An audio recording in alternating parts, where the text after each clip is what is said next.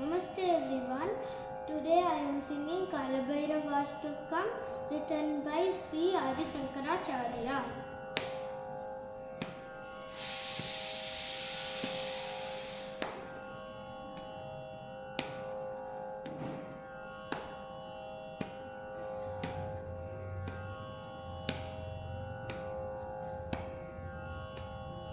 देवराज सेव्यमान पावन त्रिपङ्कजं व्यालयज्ञसूत्रमिन्दुशेखरं कृपाकरं नारदादियोगिवृन्दवन्दितं दिगम्बरं काशिकापुराधिनाथ कालभैरवं भजे भानुकोटिभास्वरं भवाब्धितारकं परं नीलकण्ठमीप्सितार्थदायकं त्रिलोचनं कालकालमम्बुजक्षमक्षशूलमक्षरं काशिकापुराधिनाथ कालभैरवं भजे शूलटङ्कपाशदण्डपाणिमादिकारणं श्यामकायमादिदेवमक्षरं निरामयं भीमविक्रमं प्रभुं विचित्रताण्डवप्रियं काशिकापुराधिनाथ कालभैरवं भजे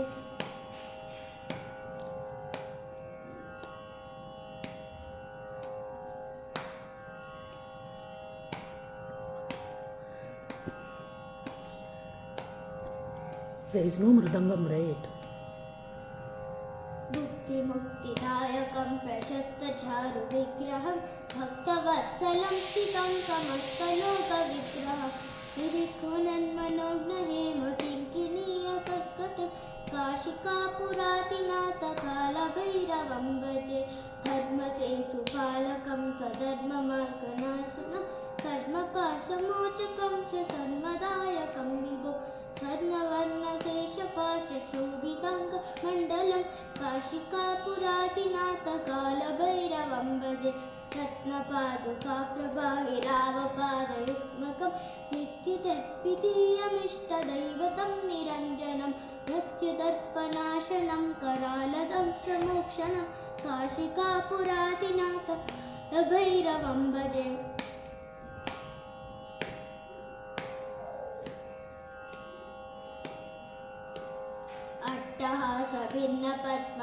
अट्टहासभिन्नपद्मजाण्डकोशसर्कटिं निष्टिपापनष्टपापजाडमुग्रशासनम् अष्टसिद्धिदायकं कपालमालिकाधरं काशिकापुराधिनाथ कालभैरवं भजे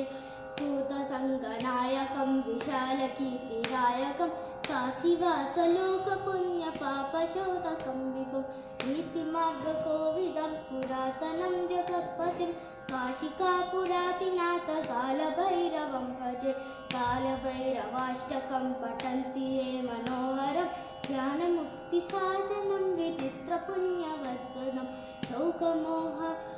तन्यलोभकोपतापनाशनं ते प्रयान्ति कालभैरवाङ्घ्रिसन्निधिं ध्रुवं काशिकापुराधिनाथ कालभैरवं भजे काशिकापुराधिनाथ कालभैरवं भजे